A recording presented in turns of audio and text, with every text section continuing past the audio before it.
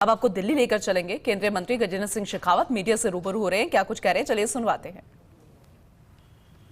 आजादी के बाद से निरंतर जो न्यूनताएं इस देश में रह गई थी, सामान्य मानवीय मूलभूत आवश्यकताओं की पूर्ति के संघर्ष से बाहर नहीं निकल पाया था। एक नई व्यवस्था, योजनाओं के निर्माण के दृष्टिकोण से और उनको धरातल पर उतारने के दृष्टिकोण से जो सरकार ने बनाई, उसके चलते हुए आज देश दुनिया के सभी एनालिटिक करने वाले लोग इस बात को स्वीकार करते हैं, एनालाइज करने वाले सभी लोग संवेद स्वर से स्वीकार करते हैं कि भारत में 25 करोड़ से ज्यादा लोग गरीबी की रेखा से बाहर निकल पाए। और निश्चित रूप से गरीबी की रेखा से जो बाहर निकले, उनके चलते हुए मध्यम वर्ग का विस्तार हुआ है, सीमाएं देश की सुरक्षित हुई है, भारत में औद्योगिक निवेश बढ़ा है, एफडीआई होल टाइम हाई पर आकर के खड़ी हुई है और सोच और कार्य पद्धति बदलने के चलते हुए भारत की अर्थव्यवस्था फ्रेजाइल 5 से निकल करके रोबस्ट 5 इकोनॉमीज में आकर सम्मिलित हुई है और भारत पूरी दुनिया के निवेश का एक केंद्र ऐसा रूप में उभर रहा है। माननीय प्रधानमंत्री जी के नेतृत्व में जिस तरह से देश की सरकार ने निर्णय लिए,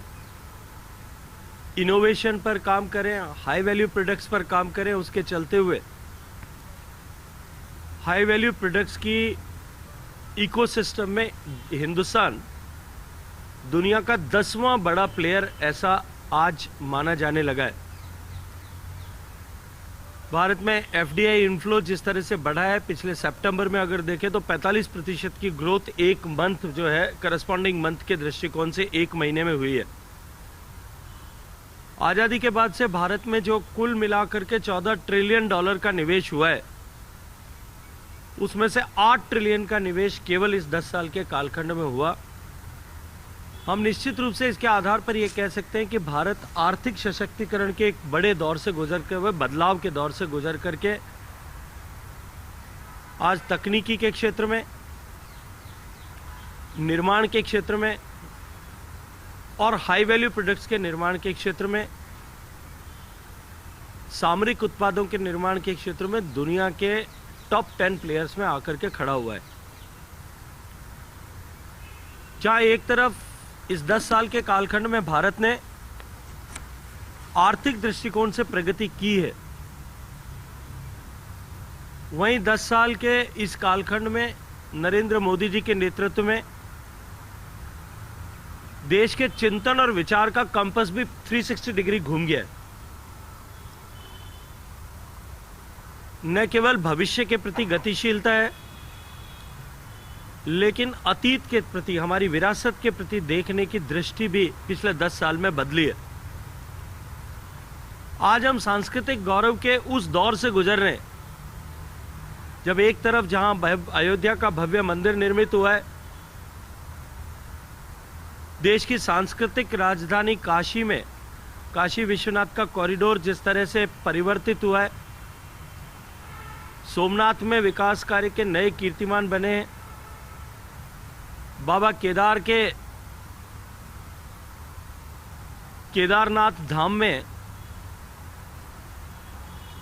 विभीषिका के बाद का परिवर्तन जो है, आज पूरा विश्व उसको देख रहा है। माननीय प्रधानमंत्री जी के नेतृत्व में जिस तरह से whole of the government approach के साथ में संस्कृति और पर्यटन मंत्रालय में जिस तरह से काम हुआ है, मैं कुछ विषय आपके संज्ञान में आज लाना चाहता हूं। पिछले इस 10 साल के कालखंड में जिस तरह से सरकार ने विरासत पर विश्वास और भरोसा करना, विरासत का सम्मान करना और विकास की दिशा में आगे बढ़ना, इस दृष्टिकोण से जो काम किया है, उसका परिणाम आज दिखाई दे रहा है। आपने देखा होगा, सरकार बनने के साथ ही 40 दिन के भीतर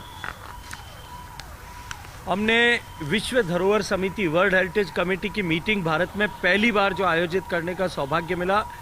एकाएक अवसर आने के बाद में भी 40 दिन में इतने बड़े आयोजन, जिसमें दुनिया के लगभग 200